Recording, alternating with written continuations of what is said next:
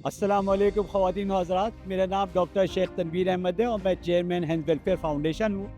आज मैं एक ऐसे गांव में खड़ा हुआ हूँ जो फ्लड 22 में सैलाब 2022 में दूसरे हज़ारों विलेजेस की तरह पूरा तबाह व बर्बाद हो गया था।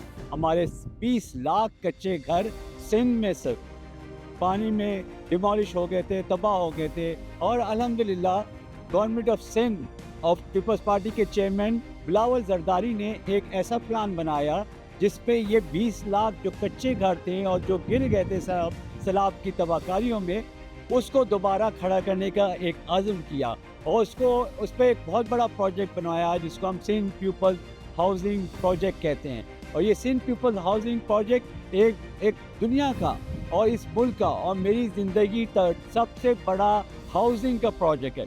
20 लाख घरानों को छत देना एक यकीनन बहुत बड़ा काम है जिसपे हम सिंध गवर्नमेंट को जितना अप्रिशिएट करें वो कम है। और उस पर एक बहुत बड़ा निज़ाम बनाया गया और वो निज़ाम ये था कि एक सर्वे कराया गया थर्ड पार्टी के ज़रिए, पता चलाया गया कि कितने कच्चे के घर मुकम्मल तबाह हो गए फ्लड 22 में।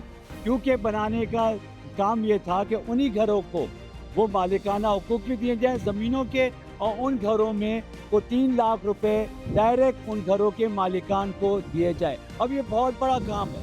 3 लाख रुपए को तकसीम किया गया 4 हिस्सों में कि जब पहले एडवांस मिलेगा वो बेनिफिशरी उस इदारों के साथ मिलके, जिनको हम नॉन गवर्नमेंटल ऑर्गेनाइजेशन कहते हैं, NGO, 5 NGOs को सेलेक्ट किया गया जो इस सारे प्रोसेस को SPHF के साथ मिलके फैसिलिटेट करे सारे प्रोसेस की। पहले मरहले में 75,000 रुपये लेके उन्होंने उसकी फाउंडेशन बनाई। उसके बाद दूसरी के साथ की दूसरी किस्त में वो उनको रूफ लेवल तक ले जाया जाता है। इस तरह तीसरी के साथ ये जब रूफ लेवल पे कम बनने की ज़रूरत पड़ती है।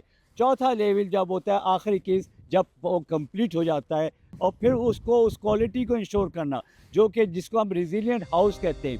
रेजिलिएंट हाउस का जो डिज़ाइन वर्ल्ड बैंक के साथ मिलके SPHF ने डिज़ाइन किया, जिसका पहला मतलब ये था कि इनकी फाउंडेशन 2 फीट ज़मीन में और 3 फीट ज़मीन से ऊपर बने, और इस तरह ये घर तामीर हो ताकि 5 फीट की फाउंडेशन बने, 3 फीट ऊपर रहे, ताकि सैलाब का जो भी रैला है उसको ये बर्दाश्त करे।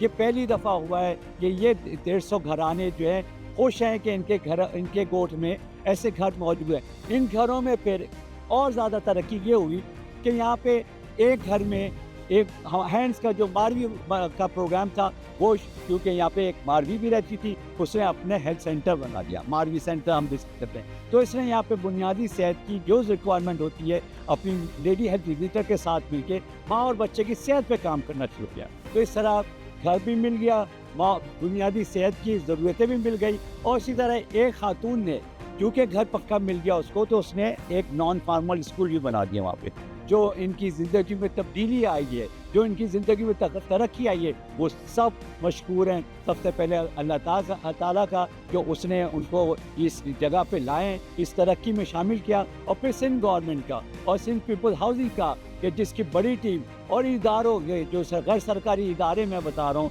कि जिन्होंने यहाँ पे हम सब के पूरे सिंध में काम किया और 20 लाख घराने बनाने में, 30 लाख घर बनाने में अपना रोल अदा कर रहे हैं। तो इंशाल्लाह ये जब तब्दीली इतनी बड़ी तब्दीली है कि वो सिंध में एक वाकई एक ऐसी तब्दीली होगी जो इस मुल्क इस सूबे के आगे चलाने में यकीनन अपना किरदार अदा करी थी। आप तमाम से अपील है कि इस कार्य खैर को और आगे बढ़ाने आप सब ताउन करें, तमाम इदारे ताउन करें और तमाम मुखैर हज़ार ताउन करें कि इस किस्म के घर देने का प्रोग्राम और भी आगे बढ़ाया जा सके, क्योंकि आप ये और घराने ऐसे पाती हैं कि जिनको शायद इस घर की ज़रूरत है। आप तमाम का बहुत शुक्रिया।